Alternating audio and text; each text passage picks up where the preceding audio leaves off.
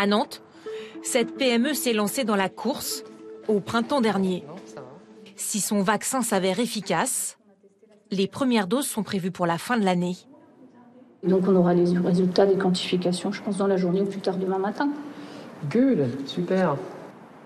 Une PME dans laquelle l'État a investi depuis longtemps via la Banque publique d'investissement. Mais pour finaliser son vaccin, Valneva avait besoin de plus d'argent.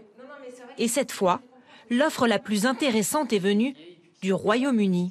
C'est plutôt le Royaume-Uni qui nous a approchés pour dire voilà, vous avez une usine en Écosse, votre vaccin inactivé nous intéresse, donc est-ce qu'on peut trouver un accord? Donc voilà comment ça s'est passé. Vous n'avez pas d'état d'âme à vous dire les doses vont d'abord partir aux Britanniques et puis la France n'est pas servie en premier, il n'y a pas...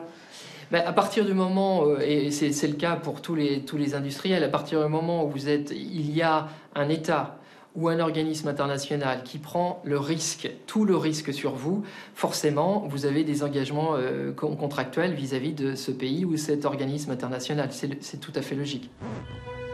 Valneva est né en 2013 d'une fusion avec une autre entreprise qui possédait déjà une usine en Écosse. C'est là-bas que le vaccin sera fabriqué. Alors le Royaume-Uni y a financé une nouvelle ligne de production.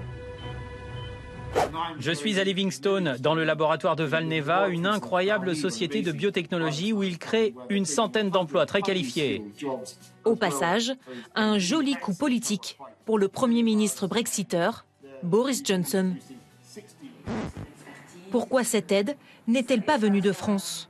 Valneva a été traité comme tous les autres laboratoires. C'est-à-dire qu'on leur a fait une proposition de financement à hauteur de 80%. De toute la prise en charge de leur site et la R&D.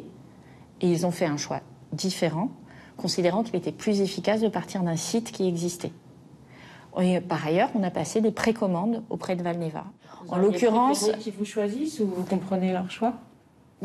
En fait, dans la mesure où leur vaccin arrivait assez tardivement, je dirais que le besoin qu'on en avait était moindre que sur des plateformes vaccinales comme le BioNTech qui arrivait dès début janvier 2021 ou Moderna qui arrivait aussi dans la foulée dès début 2021. Aujourd'hui, les doses, on en a besoin maintenant pour faire la vaccination en population générale. 4 autres vaccins français au moins sont en cours de développement, dont 2 à l'Institut Pasteur. Sont-ils tous déjà hors jeu? Pas sûr. Des vaccins, il en faudra beaucoup. Pour l'heure, 3% seulement de la population mondiale a été vaccinée.